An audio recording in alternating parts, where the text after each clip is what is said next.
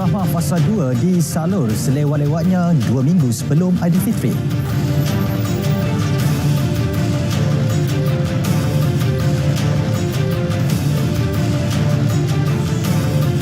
Masalah kekurangan tenaga buruh perladangan 80% selesai.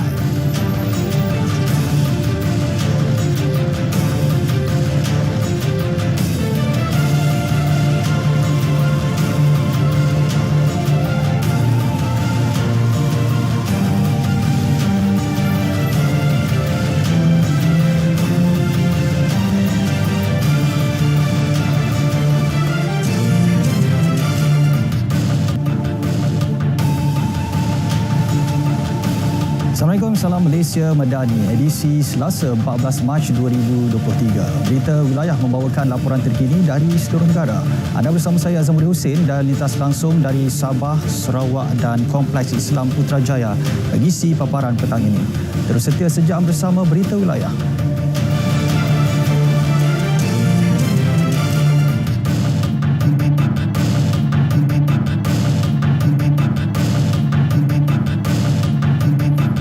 Saudara, sumbangan tunai Rahmah STR Fasa 2 perlu mula disalur pada awal April atau selewat-lewatnya 2 minggu sebelum Aidilfitri. Perdana Menteri Datuk Seri Anwar Ibrahim berkata Kementerian Kewangan dan agensi berkaitan telah diarah mempercepat pengagihannya. Setakat 13 Mac, 320,103 orang telah pun mendaftar dan terima.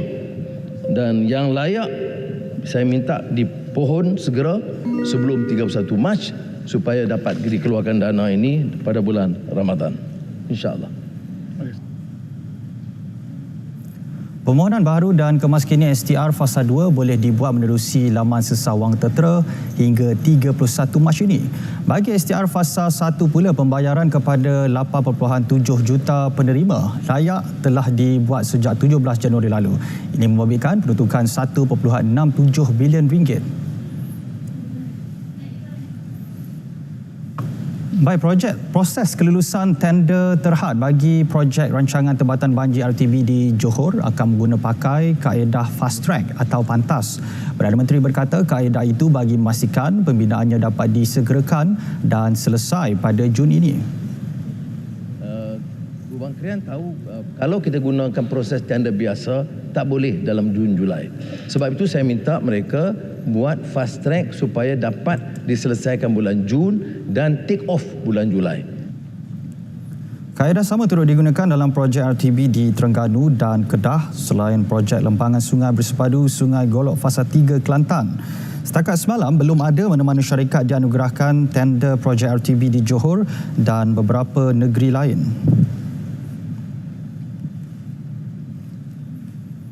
Kita ke perkembangan banjir di Johor. 37,635 penduduk terjejas daripada 10,430 keluarga masih ditempatkan di 107 pusat pemindahan sementara PPS di 4 daerah ketika ini. Daripada jumlah tersebut, 37,233 penduduk terjejas berada di Batu Pahat. Namun begitu, banjir di kawasan Batu Pahat dilaporkan sudah pun beransur surut. Seperti di kawasan Parit Sulong, laluan jalan raya di kawasan itu juga boleh dilalui semua jenis kenderaan berbanding beberapa hari lalu. Tinjauan RTM Johor mendapati para peniaga dan pengusaha mula membersihkan premis mereka yang terkesan banjir. Kawasan ini menjadi antara kawasan paling terjejas dengan air mencecah paras dada. Meskipun semakin surut, beberapa kawasan masih lagi digenangi air banjir termenung. Kru kami juga melaporkan yang laluan alternatif ke Parit Sulong daripada Tongkang pecah, iaitu Kilang Mancis ke Parit Sulong kini boleh dilalui kenderaan selepas paras air semakin surut. Namun pengguna jalan raya dinasihat menggunakan laluan tersebut secara satu arah pada satu-satu masa selain memandu di bahagian paras air rendah.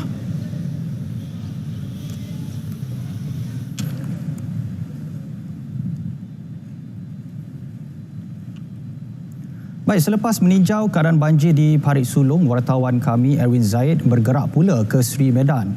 Erwin bersama dengan kita petang ini. Jadi Erwin, apa khabar agaknya Sri Medan ketika ini?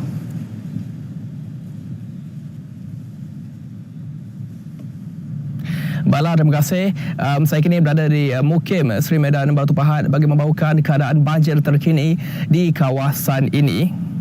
Dan apa yang saya boleh lihat keadaan banjir di sini, secara keseluruhan apa saya boleh lihat sedikit surut berbanding beberapa hari lalu. Dan beberapa laluan yang sebelum ini dinaiki air kini boleh dilalui oleh kenderaan-kenderaan.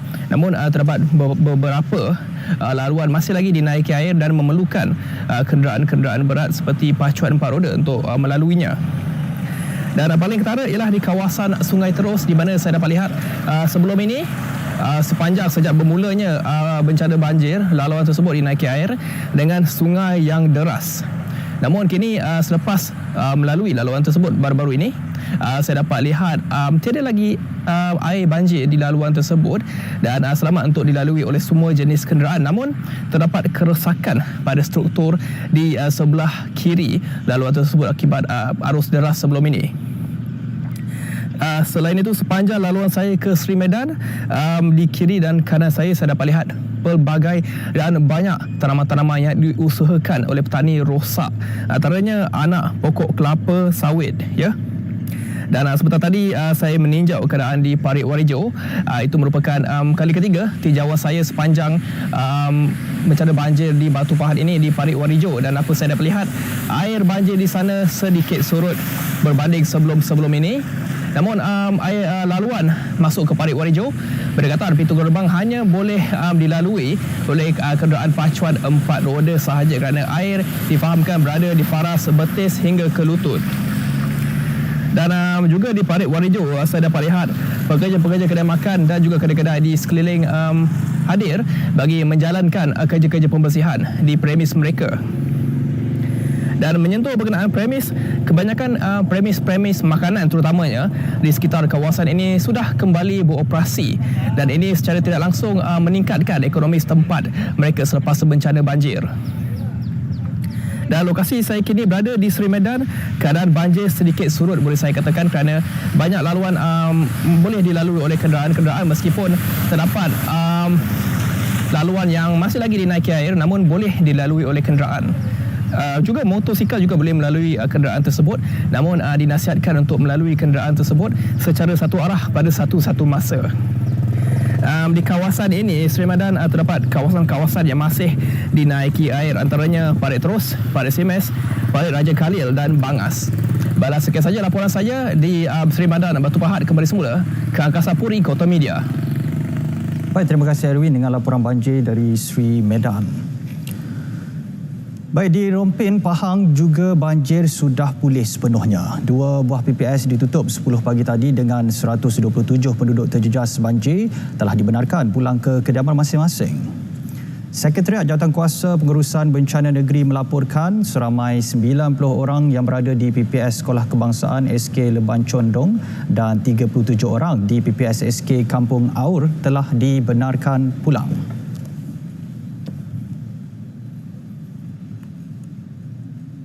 Baik, Met Malaysia menyatakan yang cuaca di Semenanjung dijangka kurang hujan dan boleh mengakibatkan suhu lebih panas daripada kebiasaan, terutama di negeri-negeri di utara. Untuk butiran lanjut cuaca semasa langsung ke Met Malaysia bersama Khairatun-Nisa Samsudin. Assalamualaikum dan salam Malaysia Madani. Baiklah, Met Malaysia masih lagi mengekalkan amaran yang kencang dan juga laut bergelora kategori pertama dan juga kedua melibatkan kawasan perkapalan Kondor dan juga Reef North, dan ianya berkuat kuasa sehingga ke tengah malam nanti. Dan berikutan ketinggian ombak dilihat boleh mencecah sehingga ke 3.5 meter. Ianya adalah berbahaya bagi sebarang aktiviti melibatkan perkapalan, bot-bot kecil, sukan dan juga rekreasi laut.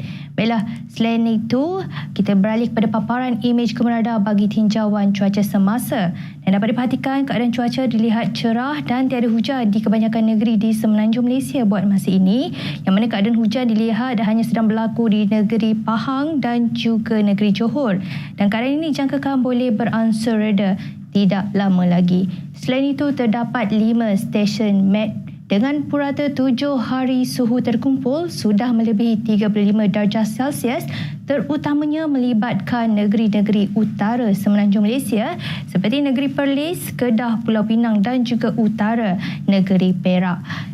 Oleh itu, dijangkakan keadaan ini cuaca panas dan kurang hujan boleh berlarutan sehingga ke 20 Mac nanti.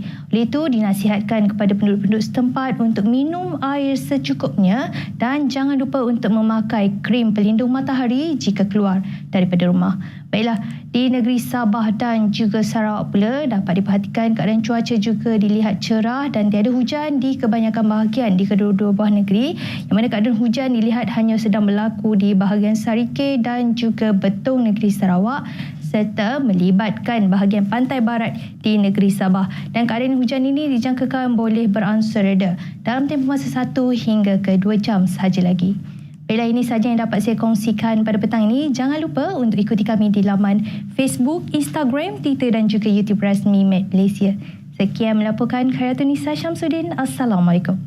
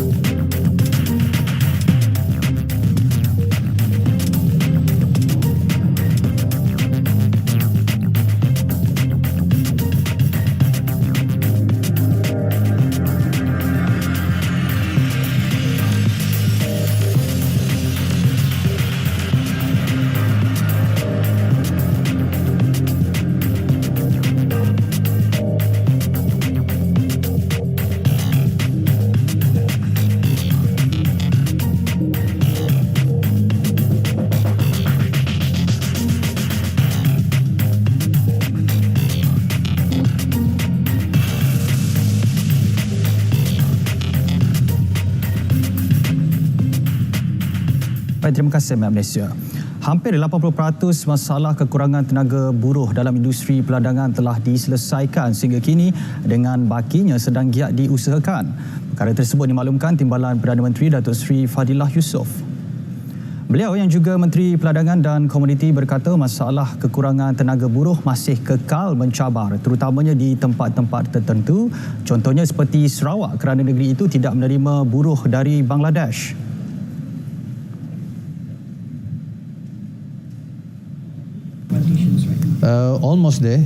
Almost there. So I think it's almost at 80% now coming in. But the challenge will be in certain part, for example, Sarawak, certain areas, because in Sarawak they are not receiving or accepting Bangladesh to work in Sarawak. So definitely there'll be challenge in getting more Indonesian to come in. But as far as process or procedures are concerned, in terms of application approval, it has almost 100% achieved. Dalam pada itu, beliau berkata kementeriannya juga sentiasa menyokong usaha syarikat dalam sektor sawit untuk menghapuskan buruh paksa di peringkat operasi serta rantaian bekalan. Skim Usahawan Tamu Sabah dan Bazar Madani, dua inisiatif terbaru yang bakal dilancar Kementerian Pembangunan Usahawan dan Koperasi KUSKOP. Matlabatnya membangunkan sektor PMKS dan koperasi selain membantu meringankan beban rakyat dalam situasi kos sara hidup yang mencabar. Usaha itu akan disokong beberapa program lain yang dilaksanakan KUSKOP dalam tempoh 3 bulan selepas pembentukan Kerajaan Perpaduan. Ikuti perincian pencapaian 100 hari KUSKOP eksklusif bersama menterinya, Datuk Iwan Benedict. Kopi Bosian RTM. Saya Iwan. Mari jemput masuk.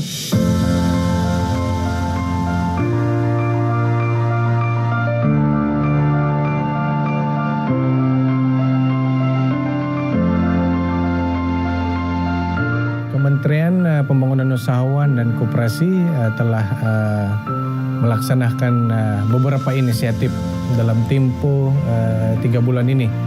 Antaranya latihan dan bimbingan keusahawanan yang dilaksanakan oleh Institut Keusahawanan Negara kepada lebih 600 orang peserta dalam tempoh 3 bulan ini sahaja. Usahawan-usahawan kita berjaya meningkatkan hasil jualan mereka sehingga 20%, ada yang sehingga 50%, ada yang sehingga 100% pun ada. Kementerian juga telah mengadakan Business in Transformation Expo ataupun BAIT 2023 di Shah Alam baru-baru ini. di mana 62 orang usahawan franchise telah membuka booth mereka dan juga menerima pendaftaran daripada bakal-bakal usahawan yang kita kenali sebagai franchisee. Dan saya dimaklumkan selepas 2 hari expo terdapat 454 usahawan baru franchisee yang menjual produk daripada usahawan franchise sedia ada. Seterusnya adalah untuk menubuhkan Majlis Pembangunan Usahawan, Koperasi, Penjajah dan Peniaga Kecil peringkat daerah, yang mana majlis ini dipengurusikan oleh pegawai-pegawai daerah untuk menyelesaikan masalah-masalah usahawan, koperasi, penjajah, peniaga kecil di daerah-daerah masing-masing. Pada tahun ini, Kementerian melalui agensi kita, yaitu Suruhanjaya Koperasi Malaysia, menyediakan sejumlah 100 juta peruntukan agro makanan. Ini bagi kita menyokong koperasi-koperasi terlibat di dalam penternakan ayam supaya kita dapat menambah pengeluaran dan seterusnya memastikan harga ini dapat diturunkan apabila lebih banyak bahan mentah ini, daging ayam dan telur berada di pasaran kita. Dalam masa terdekat ini, saya akan melancarkan skim usahawan tamu bermula di Sabah. Seterusnya, kita juga akan melancarkan program Bazar Madani Usahawan dan Koperasi kita. Kementerian kita melalui agensi Toko Nasional dan Suruhanjaya Koperasi akan membantu menyediakan subsidi ataupun peruntukan kepada usahawan dan koperasi ini supaya dapat menjual dengan harga yang lebih rendah, supaya yang dapat manfaatnya nanti adalah rakyat kita yang perlu mendapatkan harga tersebut dengan lebih rendah.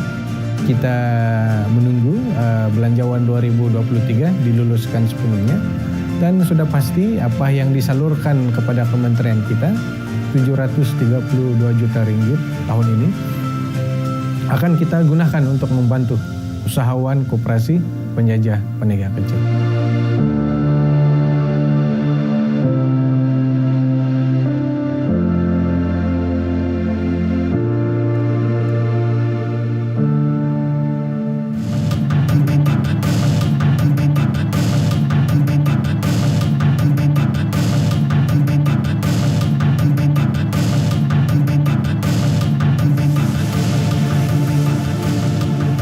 Sindiket penyelewengan minyak bersubsidi digagalkan KPDN. Itu antara paparan dari Sabah petang ini. Berterusannya kita bersama Anisha Daules di sana. Silakan. Ya, baik Azam. 15 kes penyelewengan minyak bersubsidi berjaya ditumpaskan Kementerian Perdagangan Dalam Negeri dan Kos Sara Hidup KPDN Cawangan Sandakan setakat Mac tahun ini. Ia melibatkan 330,702 nilai rampasan, 11,000 kompaun dan denda mahkamah RM20,000. Laporannya bersama Saleh Jikri yang mengikuti Ops Tiris di Sandakan. Menerusi Ops Tiris ini, KPDN Sandakan melakukan pemeriksaan di 1,870 premis perniagaan yang merangkumi kes Akta Kawalan Bekalan 16 kes, Akta Kawalan Harga dan Anti Pencatutan 35 kes dan Akta Timbang dan Sukat 10 kes. Menurut Ketua Cawangan KPDN Sandakan Azdi Zukri John, Ops Tiris dilaksana bertujuan membendung ketirisan barangan bersubsidi bahan api petroleum khasnya diesel yang banyak digunakan dalam sektor perindustrian dan sektor perikanan. Kami sentiasa berada di mana-mana memastikan tidak berlaku ketirisan bahan-bahan bersubsidi ini. Sektor-sektor seperti pemborong-pemborong bahan api, jeti-jeti, dan juga bunkering dan juga pemilik-pemilik permit yang tidak sah membeli barang-barang kawalan terutamanya diesel di stesen minyak. Sementara itu, semalam hasil operasi di beberapa stesen minyak KPDN Sandakan berjaya merekodkan 15 kes. Operasi Tiris dilaksana KPDN sejak 1 Mac sehingga 31 Ogos depan. Kita menyertai KPDN Cawangan Sandakan dalam membuat aktiviti penyelewengan minyak bersubsidi, minyak diesel di daerah Sandakan. Kami melawat beberapa stesen minyak di daerah Sandakan. Salih Jikri untuk RTM. Beberapa kerja-kerja pembaikan cerundan jalan antara Pekan Kelabakan dan Bandar Tawau didapati perlu dilakukan segera. Antaranya jalan raya berhampiran bulatan Kelabakan dan kejadian cerun runtuh di Felda Umas-Umas. Lawatan Kerja Menteri Kerja Raya Datuk Shah Helmi Yahya ke Tawau turut meninjau kelewatan penyiapan projek empangan air Cinta Mata dan laluan lebuh raya Pen Borneo. Datuk Shah Helmi memaklumkan tempoh siap projek berkenaan dilanjutkan sehingga 2026 berikutan kerja-kerja yang tertangguh akibat pandemik COVID-19 menyebabkan kesukaran kemasukan tenaga pakar dari negara China untuk menyiapkan projek. Tenaga mahir daripada China yang diperlukan sudah ada, maka progres kemajuan kerja boleh diteruskan dan kita berharap projek ini akan dapat disiapkan dalam tempoh 3 tahun daripada sekarang untuk menyelesaikan masalah bekalan air di kawasan Tawau. Beliau berkata demikian kepada media dalam majlis pecatana projek menaik taraf Jalan Utara di Tawau. Terdahulu, Datuk Shah Helmi turut meninjau kerja-kerja menyiapkan lampu isyarat di kawasan Taman Semarak Tawau. Sementara itu, Ahli Parlimen Kelabakan Datuk Andi Muhammad Suryadi Bandi berkata, kemudahan infrastruktur menjadi keutamaan kerajaan dalam usaha meningkatkan kesejahteraan rakyat.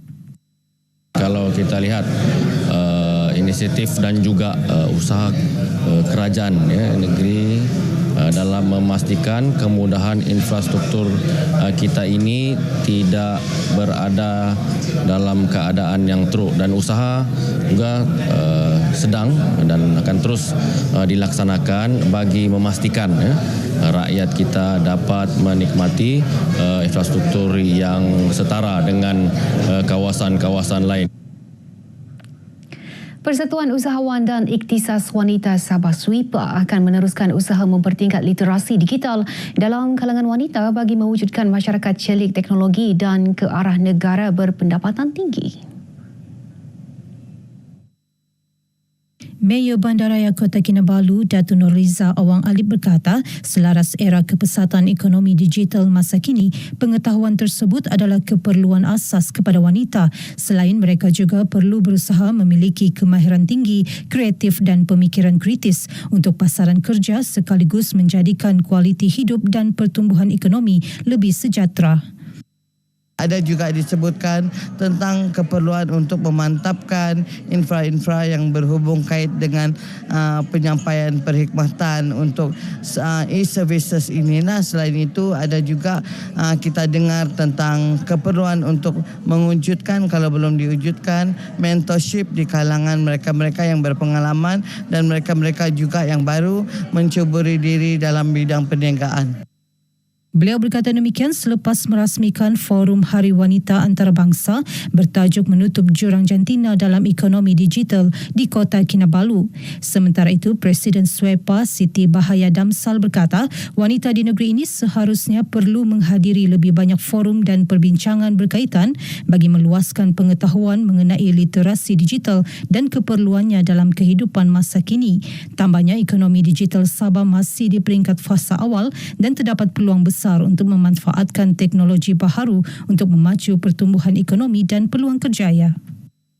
That's why forum ini mengenai wanita macam mana untuk mengatasi itu. Kan kalau kita sekarang untuk berdiam, untuk menunggu itu semuanya jadi, kita tidak akan ke mana. Kita telah macam satu wake up call selepas pandemik kan. Semua boleh buat online sudah. Semua sudah tahu macam mana menggunakan Zoom kan.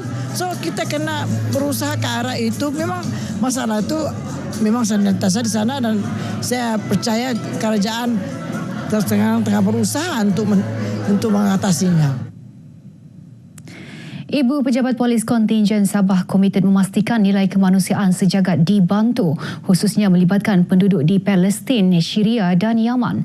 Justru melalui pelancaran tabung Ramadan bersamamu dilihat bertepatan sekaligus memberi kesedaran betapa bertuahnya berada di Malaysia, negara yang aman dan makmur. Majlis pelancaran disempurnakan Ketua Jabatan Integriti dan Pematuhan Standard Kontingen Sabah SCP Judge Abdul Rahman mewakili Pesuruhjaya Polis Sabah Datuk Idris Abdullah. Pelancaran tabung yang berlangsung di Masjid Nur Islam Karyah PDRM Sabah merupakan program kerjasama aman Palestin. Tabung Ramadan bersamamu ini akan dibawa ke Ibu Pejabat Polis Daerah, IPD Kota Kinabalu, IPD Penampang, IPD Papar dan IPD Tuaran selain pasukan Polis Marin Wilayah 4, pasukan Gerakan Udara dan Pusat Latihan Polis Kota Kinabalu. Sempena program, turut berlangsung forum bertajuk Isra' Mi'raj menampilkan timbalan Mufti Kerajaan Negeri Sabah, Datuk Ustaz Abdul Manaf Lakariba dan Duta Aman Palestin, Finas Yunus. Ya, baik. Setakat ini perkembangan dari negeri di bawah bayu. Ikuti lebih banyak perkembangan semasa dalam negara menerusi berita wilayah. Kembali ke Angkasa Puri bersama Azam. Azam, silakan. Baik, terima kasih Ann dengan perkembangan dari Sabah.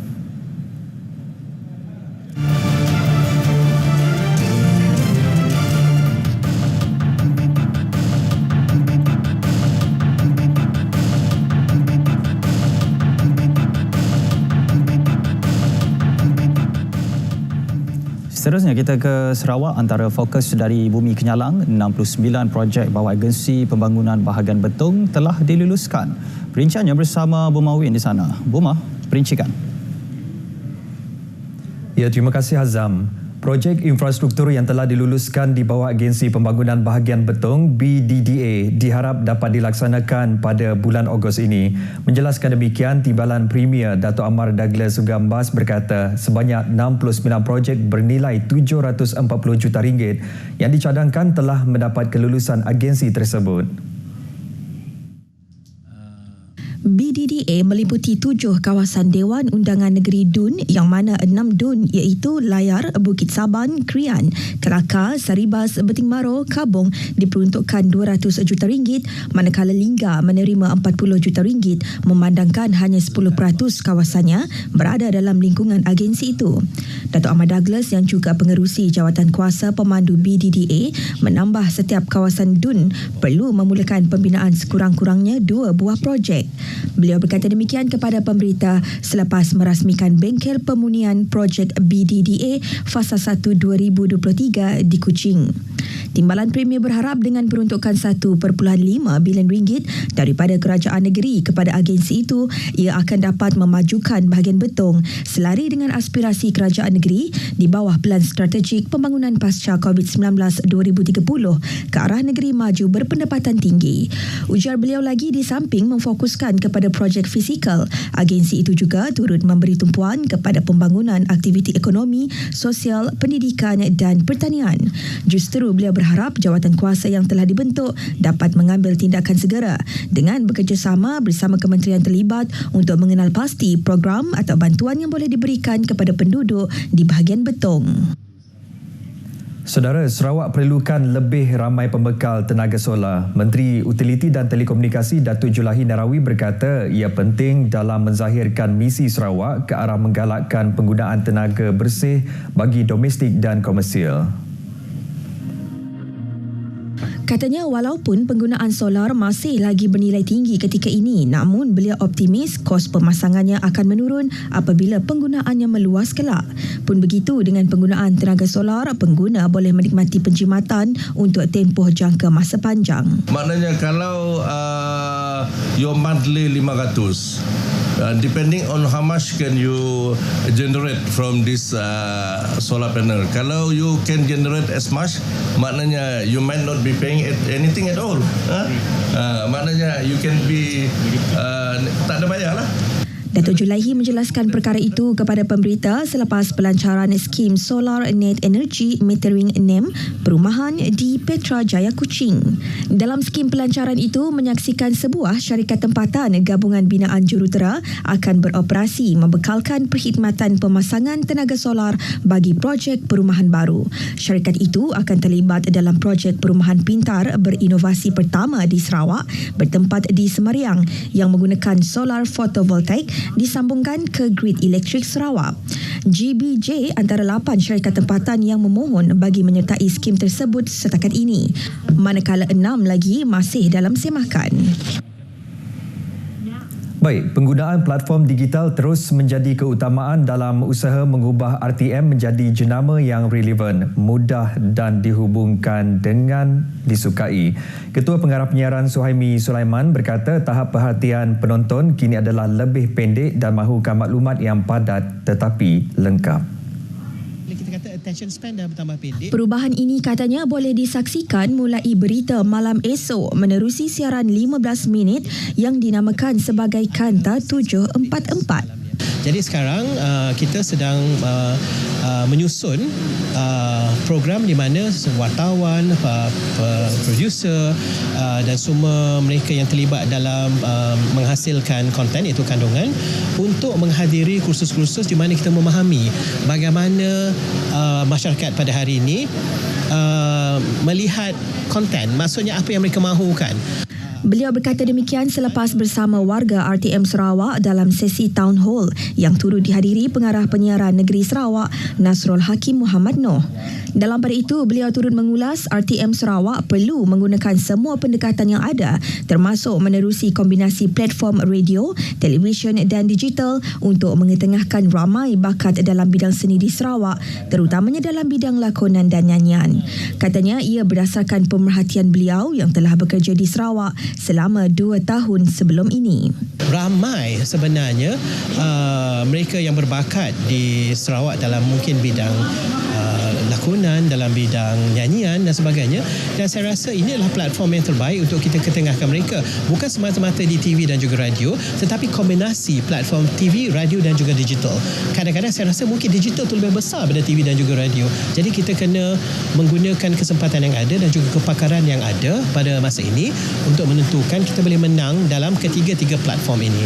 Pelbagai perkara dibincangkan dalam sesi yang berlangsung lebih kurang 2 jam tersebut, termasuk penerangan hala 7 RTM, cadangan penambahbaikan dan juga lawatan ke konti dan bilik kawalan utama RTM Sarawak yang sedang dalam proses ubah suai. Pihak bomba menerusi khidmat penerbangan khas Unit Udara Pangkalan Wilayah Sarawak di Miri terus melaksanakan komitmen yang terbaik dalam menyampaikan perkhidmatan kepada masyarakat. Komander Pangkalan Udara Wilayah Sarawak Penguasa Kanan Bomba 2 Robert James memberitahu pihak bomba meneruskan lagi misi menghantar bantuan bekalan makanan seberat 1,675 kg ke Long Lelang Tanah Tinggi Bario semalam. Robert memberitahu pihaknya menggunakan pesawat MI-171 diketuai Timbalan Penguasa Bomba 1 Ahmad Fisol bersama 5 pegawai serta 2 pegawai Jabatan Kebajikan Masyarakat Bahagian Miri. Beliau yang dihubungi RTM juga menyatakan bantuan penghantaran bekalan makanan ke Long Lelang itu dilaksanakan berikutan kampung berkenaan terputus hubungan akibat kejadian tanah runtuh di Jalan Perhubungan Utama selepas menerima aduan daripada pejabat residen Miri pada 20 Februari lalu. Terdahulu pihak bomba dan penyelamat telah menghantar bekalan makanan seberat 1,350 kg pada 23 Februari dan 3,380 kg pada 9 Mac lalu.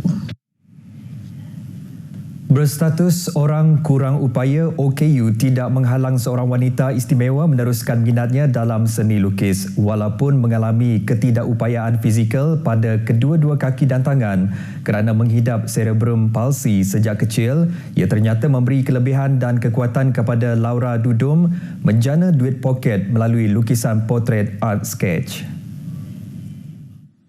Berasal dari Seratok, wanita istimewa berusia 40 tahun ini mengakui minat melukis sejak kecil. Dulu masa saya kecil saya suka melukis gambar kartun. Lepas tu bila kawan-kawan saya tengok saya melukis gambar kartun, dia orang tu suka.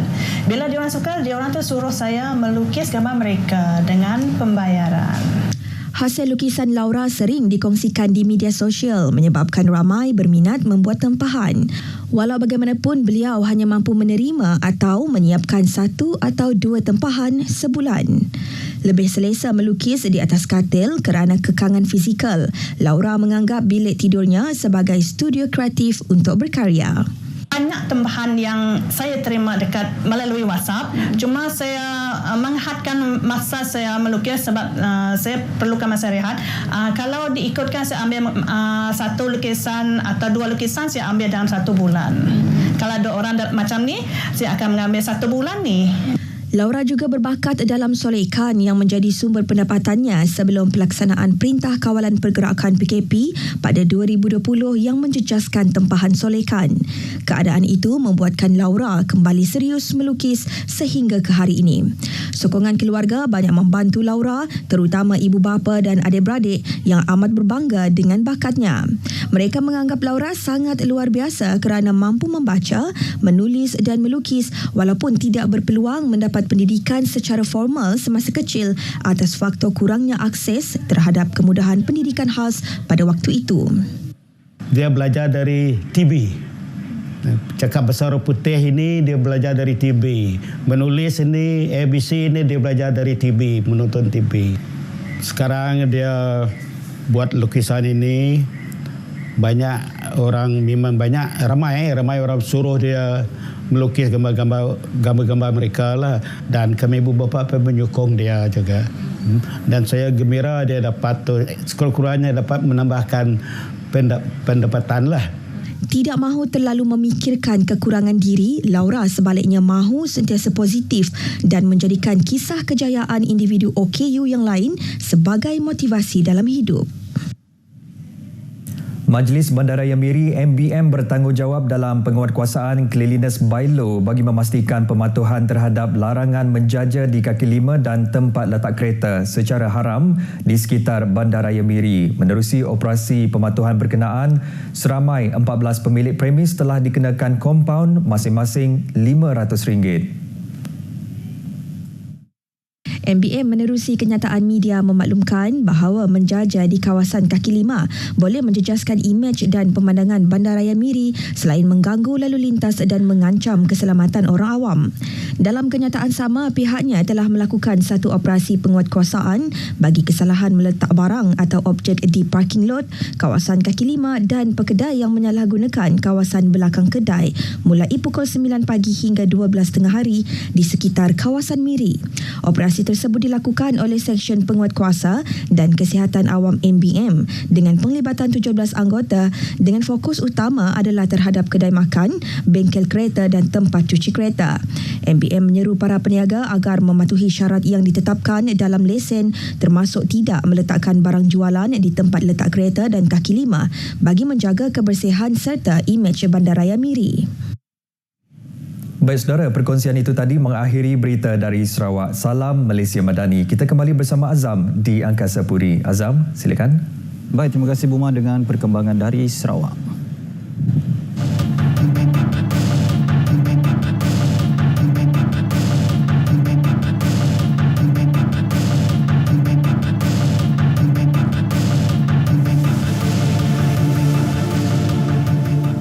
Jabatan Agama Islam Wilayah Persekutuan Jawi diarah menyiasat satu perarakan yang dikatakan ada kaitan dengan gaya hidup songsang. Perarakan dibuat di hadapan Kompleks Sogo dan Dataran Merdeka di Ibu Negara. Menteri di Jabatan Perdana Menteri Haluan Agama, Datuk Dr. Muhammad Naim Mokhtar menerusi satu kenyataan memaklumkan Jawi selaku pihak berkuasa agama tidak akan berkompromi dengan sebarang perbuatan yang bertentangan dengan ajaran Islam dan undang-undang yang dikuatkuasakan. Pihaknya telah menerima laporan serta maklum balas daripada orang ramai berhubung perkara itu. Jelas beliau, Jawi akan melakukan siasatan dengan kerjasama polis. Beliau turut menegaskan sebarang usaha untuk mempromosi serta menormalisasikan gaya hidup songsang yang bercanggah dengan nilai Islam tidak boleh diterima sama sekali. Dr. Muhammad Naim meminta semua pihak supaya akur dan menghormati kedudukan Islam seperti termaktub dalam Perlembagaan Persekutuan. Ahad lalu, polis mengesan seramai 150 orang terbabit dalam perhimpunan dipercayai ada kaitan dengan pesta LGBT di Ibu Negara. Kementerian Perdagangan Dalam Negeri dan Kos Sara Hidup KPDN mengenal pasti 36 kes ketirisan diesel bersubsidi yang melibatkan nilai rampasan lebih RM890,000 di seluruh negara dalam tempoh 11 hari optiris dilancarkan sejak 1 Mac lalu. Menterinya Datuk Seri Salahuddin Ayub berkata, rampasan membabitkan lebih 400,000 liter bahan api menerusi 1,464 pemeriksaan di seluruh negara. Jadi saya sangat yakin dengan keberkesanan dan juga komitmen Kementerian KPDN bersama dengan kementerian yang lain, kita akan dapat sebenarnya mengawal ketirisan ini dengan lebih efisien pada masa akan datang. Sebab itu saya percaya KPDN saja tidak boleh work in silos. Kita kena ada collaboration dengan beberapa kementerian yang lain, barulah menampakkan keberkesanan. Beliau memaklumkannya selepas melancarkan program inisiatif Payung Rahmah Lotus Malaysia di Ibu Negara. KPDN juga akan menjadikan satu laporan berkenaan hasil pelaksanaan Optiris dalam masa terdekat. Menerusi Optiris, KPDN memperkasakan tahap penguatkuasaan yang lebih tegas di semua peringkat kawasan dan lokaliti termasuk kawasan kepulauan, sempadan perindustrian, ekspor, bandar serta kawasan luar bandar. KPDN juga menubuhkan 2 jawatankuasa pelaksanaan Optiris, iaitu jawatankuasa pemandu yang melibatkan penetapan polisi dan jawatankuasa teknikal yang melibatkan urusan pelaksanaan operasi. Operasi dilaksana selama 6 bulan sehingga 31 Ogos tahun ini bagi menangani isu ketirisan diesel subsidi melibatkan 5 kementerian dan 8 agensi kerajaan.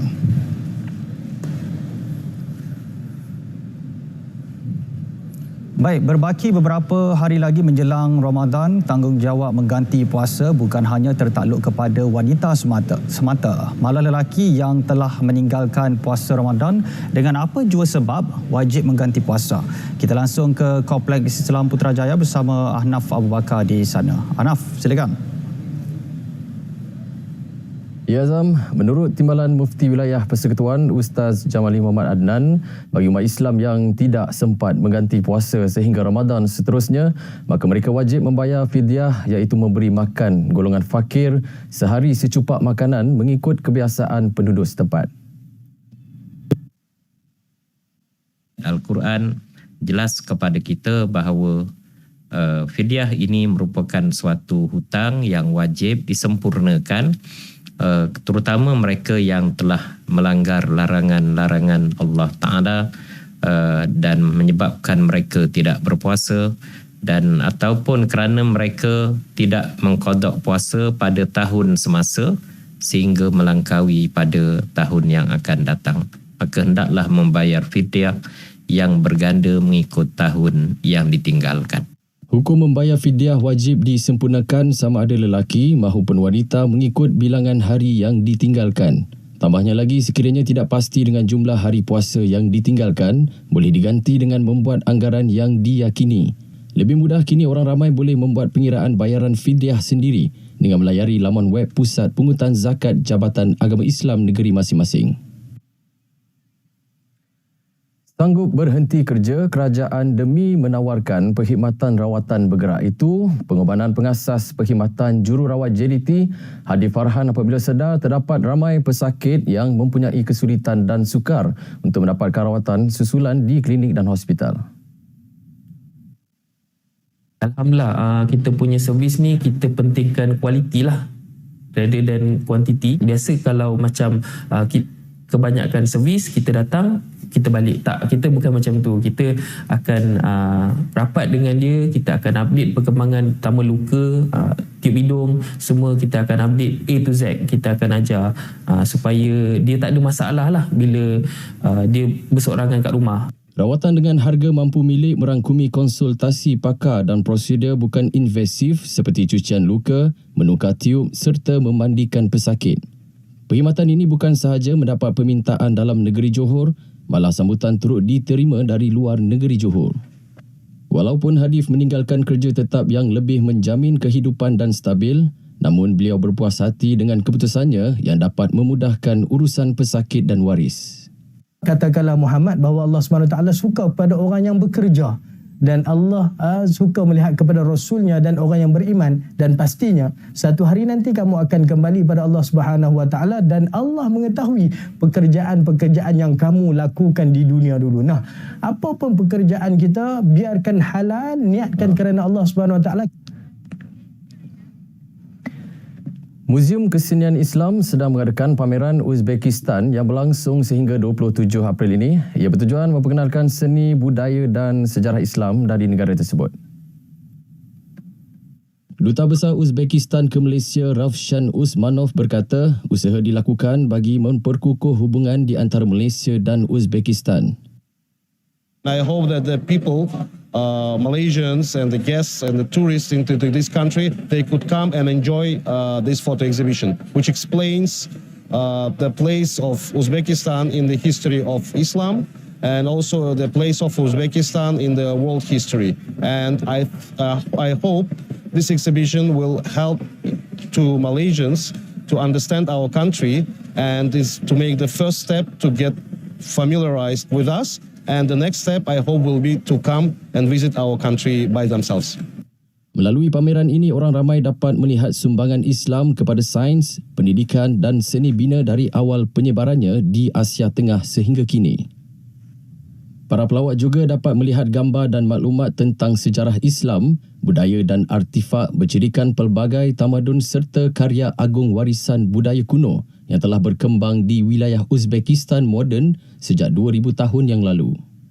Kebanyakan lukisan dalam pameran ini juga menunjukkan kehalusan seni bina Islam yang terdapat di bandar-bandar purba seperti Samarkand, Bukhara, Khiva, Tashkent, Nasaf dan Termez. Seni bina yang gambar-gambar yang diorang pamerkan ni adalah memang tinggalan sejarah yang lama lah, daripada ada yang daripada abad yang ke-15, ke-16. Jadi dia masih berdiri dan menjadi monumen yang penting lah untuk kita yang menghargai kesenian Islam dari segi seni bina, dari segi kaligrafi, semuanya boleh dihargai lebih mendalam melalui gambar ni dan terus ke galeri yang kita ada. Bahan itu tadi mengakhiri lintas langsung dari Kompleks Islam Putrajaya. Teruskan bersama dengan berita wilayah. Assalamualaikum. Baik, terima kasih Anaf dengan perkembangan dari Kompleks Islam Putrajaya. Baik, kita ke perkembangan seterusnya. Perkembangan Sukan SEA Kemboja 2023. Malaysia mahu menjadikan tamasya di Phnom Penh sebagai kesinambungan dari edisi Hanoi yang dianjurkan pada Mei tahun lalu. Menurut Ketua Kontingen Negara, Datuk Muhammad Nasir Ali, para atlet yang terpilih seharusnya sudah bersedia dalam memperbaiki pencapaian pingat dan kedudukan keseluruhan. Itu memang menjadi harapan dan kami, saya dan timbalan saya akan bekerja keraslah untuk memastikan. Jadi insya-Allah lah dengan adanya dengan sokongan daripada MSN dan ISN, kami confident dan beryakin bahawa kita akan dapat melepasi apa yang kita capai sebelum ini lah. Tambah Datuk Muhammad Nasir, penilaian lebih teliti perlu dibuat sebelum meletakkan sasaran pingat emas yang akan diumum bulan depan. Ini kerana beberapa acara yang berpotensi seperti bina badan, terjun, muay thai dan gimnastik sama ada tidak dipertandingkan atau dikurangkan oleh tuan rumah. Untuk edisi kali ini, Malaysia diwakili 677 atlet yang bakal menyertai 34 jenis sukan. Tahun lalu Malaysia mengundi kedudukan ke-6 dengan 39 emas, 45 perak dan 90 gangsa.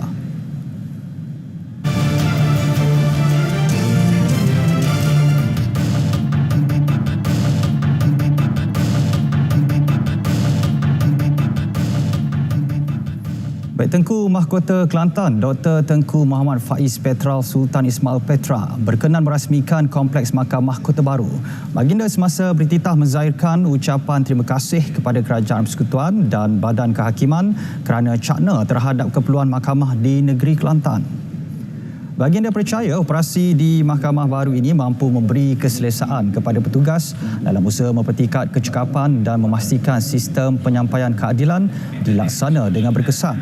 Turut mencemar duli Raja Perempuan Kelantan Tengku Anis Tengku Abdul Hamid dan Cik Puan Mahkota Kelantan Sophie Louise Johansson. Hadir sama Ketua Hakim Negara Tun Tengku Maimun Tuan Man.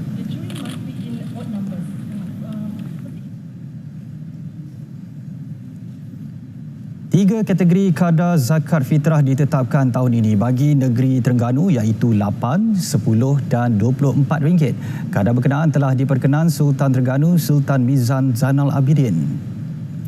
Yang di-Pertua Majlis Agama Islam dan Adat Melayu Terengganu Maidam, Datuk Syekh Harun Syekh Ismail berkata, bagi memudahkan pembayaran zakat fitrah, pihaknya memperkenalkan bayaran secara dalam talian yang dikenali sebagai e-amil bermula 1 Ramadan ini. 954 amil serta 18 amil korporat turut dilantik bagi mengurus proses pembayaran tersebut termasuk kaedah konvensional. Dengan kaedah baru ini, kutipan zakat fitrah dijangka bertambah kepada 10 juta ringgit tahun ini berbanding 8 juta ringgit tahun lalu.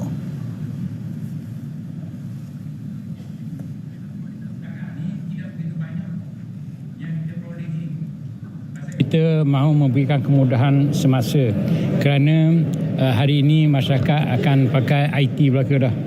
Dan kemudahan ini supaya dengan adanya kemudahan ini ramai lagi masyarakat boleh berzakat. Jadi tak payah pergi beratur, berbaris di pejabat-pejabat. Dia boleh di rumah dia pun boleh keluar dah. Dan resit pun dia boleh cetak sendiri. Dengan sistem yang kita bina ini.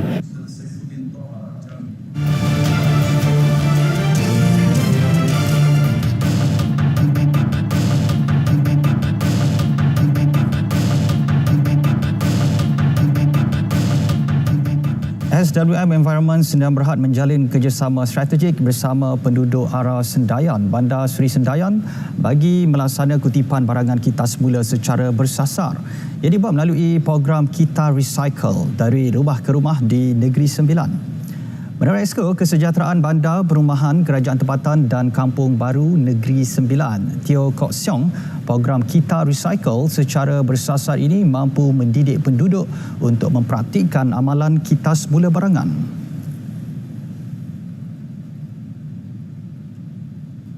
Ini merupakan projek perintis di mana kita berharap dengan bermulanya projek ini, selain daripada sini, penduduk-penduduk di taman-taman perumahan lain juga dapat sama-sama mereka menyertai program ini. Dan untuk makluman semua, bagi Taman Arah Sendayan, jumlah premis yang terlibat adalah 1,224 buah premis kediaman. Jadi saya rasa selain daripada sini dan seterusnya sudah tentunya kita akan meluaskan program ini di kawasan-kawasan yang lain. Kutipan bersasar barangan Kita Semula ini melibatkan 1,224 rumah dilaksana bagi memperhebat program kesedaran Kita Recycle menerusi pendidikan amalan pengasingan di punca dan 3R.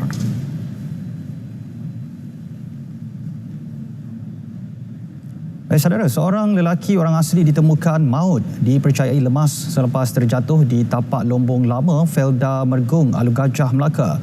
Menurut Jabatan Bomba dan Penyelamat Melaka, mangsa 33 tahun dilaporkan terjatuh ke dalam lombong berkenaan ketika menjala ikan bersama 2 rakannya.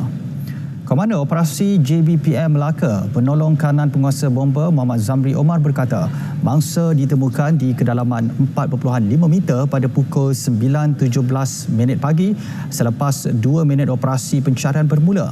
Mayat mangsa dihantar ke Hospital Alu Gajah untuk bedah siasat. 24 pegawai dan anggota bomba dari Balai Bomba dan Penyelamat Alu Gajah dan Melaka Tengah bersama 8 anggota polis dari Balai Polis Hutan Perca dan Macap terlibat dalam operasi berkenaan.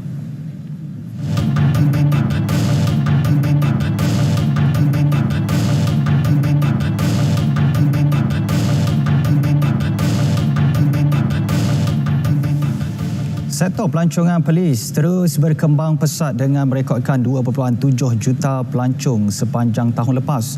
Jumlah kedatangan pelancong didorong pembukaan pelbagai pusat pelancongan baru, antaranya Pusat Makanan Laut dan Rekreasi di pesisir pantai Bukit Batu Putih, pembangunan motel dan Perlis Base Camp Gua Kelam. Raja Perlis Tuanku Syed Sirajuddin Putra Jamalulail dalam titah yang diwakili Raja Muda Perlis, Tuanku Syed Faizuddin Putra Jamalulail menyarankan agar satu unit khas pelancongan atau lembaga pelancongan Perlis diwujudkan. Ia bertujuan menggerakkan pembangunan sektor pelancongan di negeri ini. Juga bagi membolehkan semua inisiatif dan penggerak sektor pelancongan dibuat secara kolaboratif di antara jabatan serta agensi bersama masyarakat setempat.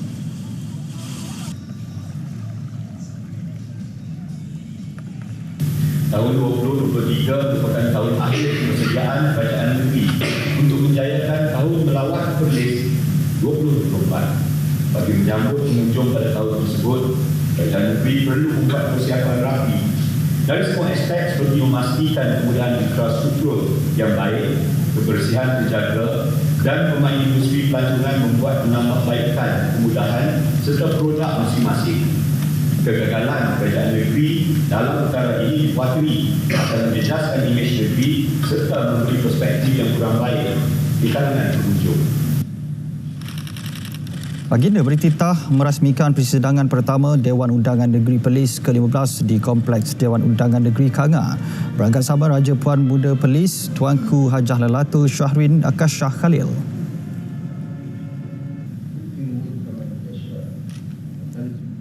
Baik, peniaga di Perak boleh mendapatkan bantuan melalui Geran Usahawan Perak Gerak untuk membeli kelengkapan peralatan niaga menjelang Ramadan.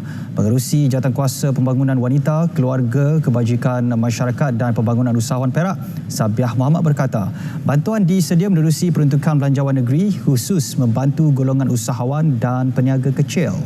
Bantuan disediakan maksimum RM2,000 bagi kos pembelian peralatan dan modal perniagaan. Permohonan gerak akan ditutup pada 25 Mac ini. Termasuk saya juga ada program usahawan. Jadi bantuan-bantuan ini bukan sahaja fokus kepada bulan Ramadan. Kita akan bantu usahawan-usahawan kita setiap masa. Baik, klinik kesihatan Kuah dan klinik kesihatan Padang Maksirat di Langkawi kini dilanjutkan waktu operasinya. Ia sekaligus dapat mengurangkan kesesakan pesakit luar di Jabatan Kecemasan Hospital Sultanah Maliha. Laporan wartawan Muhammad Najib Masyur. Saksikan. Dua fasiliti tersebut adalah antara 52 buah klinik kesihatan di seluruh negara yang melanjutkan waktu operasi dari 5 petang hingga 9.30 malam dan 8 pagi hingga 12 tengah hari pada setiap Sabtu, manakala Jumaat tidak beroperasi. Bagi pengguna, ia menjadi kabar yang melegakan kerana boleh merancang janji temu dan rawatan susulan pada waktu yang lebih fleksibel. Cara tu boleh memudahkan lah sebab ni kadang-kadang memang di Langkawi ni tempat pelancongan dan nak pergi klinik-klinik kadang-kadang pergi sana tempat dia tutup, tapi bila ada klinik ni lanjut tu mana memang sangat-sangat menghargai lah kerana dilanjutkan masa tu. Memang memudahkan lah bagi makcik kan. Kalau apa-apa hal pun main sini lah kan. Kalau sakit makcik kita tak kena nak pergi jauh tu kan. Kalau macam-macam apa-apa. Kecederaan kecil-kecil, contoh macam kena pisau, luka sikit-sikit kita nak pergi hospital kan. Kalau untuk luka-luka biasa macam ni kan, so itu lebih memudahkan untuk orang ramai, orang awam lah. Kalau buka masa tu lebih lama ke malam tu. Di Kedah, 5 buah klinik kesihatan di bawah Kementerian Kesihatan Malaysia KKM terpilih, termasuk masing-masing satu di Alostar, Kulim dan Sungai Petani. Jadi kita adakan perkhidmatan pemanjangan perkhidmatan ini tujuannya kita nak mengurangkan masa menunggu. Kalau kes-kes kurang cemas selepas waktu pejabat masih lagi boleh datang ke klinik kesihatan kita, iaitu klinik kesihatan Kuah dan klinik kesihatan Padang Maksirat selepas jam 5 iaitu sehingga 9.30 malam. Ditambah pula dengan Hospital Sultanah Maliha HSM Langkawi pada ketika ini yang sedang dalam fasa menaik taraf. Ia dilihat berjaya membantu pesakit luar untuk menerima rawatan dengan lebih cepat. Pertambahan kaki tangan dan petugas-petugas perubatan juga akan dilaksanakan secara berfasa dan berperingkat mengikut kepada situasi dan juga keperluan semasa. Muhammad Najib Mashur, RTM. Baik, laporan itu tadi mengakhiri berita wilayah. Dapatkan perkembangan sahih sepanjang masa melalui portal berita.rtm.gov.my yang sahih di RTM. Dengan itu, saya Azam Hussein. Assalamualaikum dan salam Malaysia Madani.